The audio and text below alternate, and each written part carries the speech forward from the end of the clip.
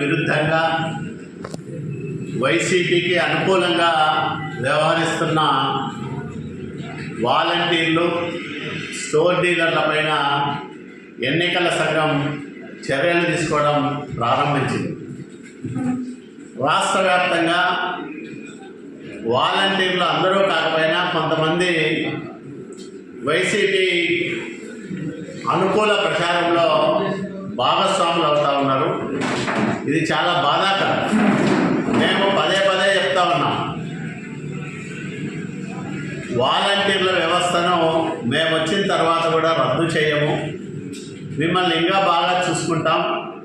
మీరు పార్టీలకు అతీతంగా ప్రభుత్వ ప్రతినిధులుగా నిష్పక్షపాతంగా పనిచేయండి.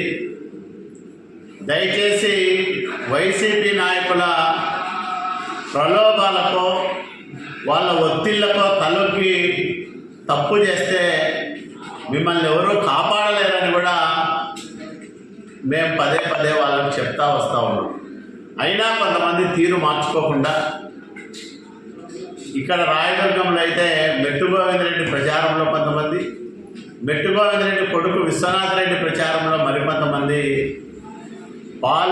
పాల్గొని ఓటర్లను ప్రలోభపెట్టే ప్రయత్నం చేశారు. దానిపైన పత్రికల్లో వార్తలు రావడం, ఆ వార్తలను ఎన్నికల సంఘం సీరియస్గా పరిగణించి సంబంధిత అధికారుల నుంచి నివేదికలు తెప్పించుకొని ఇప్పటికీ 8 మందిని ఒక రాయదుర్గం నియోజకవర్గంలోనే సస్పెండ్ చేయడం జరిగింది. 4 వాలంటీర్లు, 4 స్టోర్ డీలర్లు. ఈ 8 మంది వాళ్ళ ఉపాధి అవకాశాలను పోగొట్టుకున్నారు. ఎందుకు ఈ రకంగా ఏకపక్షంగా పనిచేస్తున్నారని మేము అడుగుతా ఉన్నాం. దయచేసి ఇప్పటికైనా వాలంటీర్లకు, స్టోర్ డీలర్లకు, ఎవరైతే ప్రభుత్వ పనుల్లో భాగం పంచుకుంటున్నారో వాళ్ళందరికీ మేము ముకులిత హస్తాలతో